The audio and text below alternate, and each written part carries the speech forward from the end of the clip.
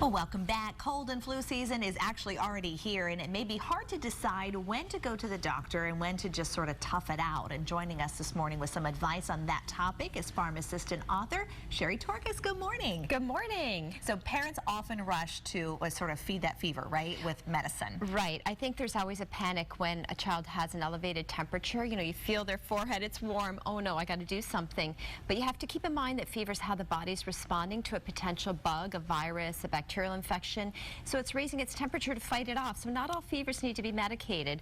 So what I would suggest is using an ear thermometer to get an accurate reading on the temperature. Keep in mind that if it's a young child less than 3 months of age, even if it's only 100, you should possibly reach out to see the doctor. But for older children, you can let it go 101, 102. Unless there's other symptoms like ear pain, neck pain, then you'd reach out to the doctor. Always but take otherwise, it like 3 times just to get that accurate reading, you know? Yeah, do it accurately. Lots of fluids so they don't get dehydrated. If you need to give them something for comfort to bring that fever down, acetaminophen or ibuprofen are okay for children, but don't give any children aspirin because of the risk of Rye's syndrome. And then it's always scary when they throw up or they have problems in the other direction. Right. So you want to make sure you're giving them the right amount of food and the right types of food. That's right, the right foods and also lots of fluids, because the key concern with both vomiting and diarrhea is dehydration. Right. And in fact, children die worldwide because of diarrhea and its consequences, dehydration. So lots of fluids, and I would recommend a pediatric electrolyte solution.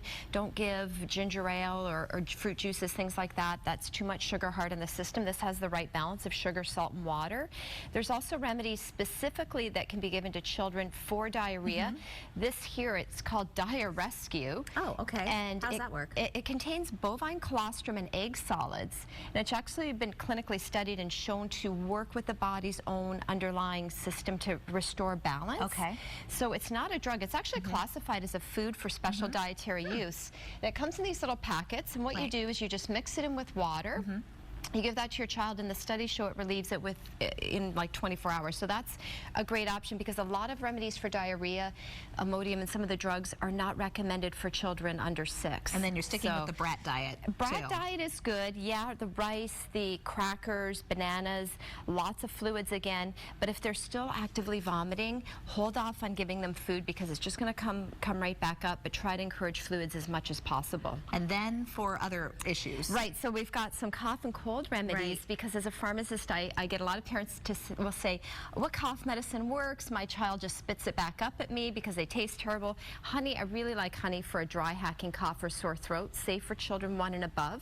You'll also find remedies that have cherry and slippery elm, zinc, vitamin C. These are very helpful to support immune system health. And the last option here for treating skin rash, which it could be an indication of a viral infection. It could be contact with something. Use a gentle cleanser and ointments that have coconut, vitamin E, shea butter. Really good for the skin. Very hydrating, but if the skin is blistering, oozing, red, swollen, then you see the doctor. Yeah, absolutely. Sherry, thanks so much for coming in. Really appreciate it. Thanks for having me. And stay with us. We'll be right back.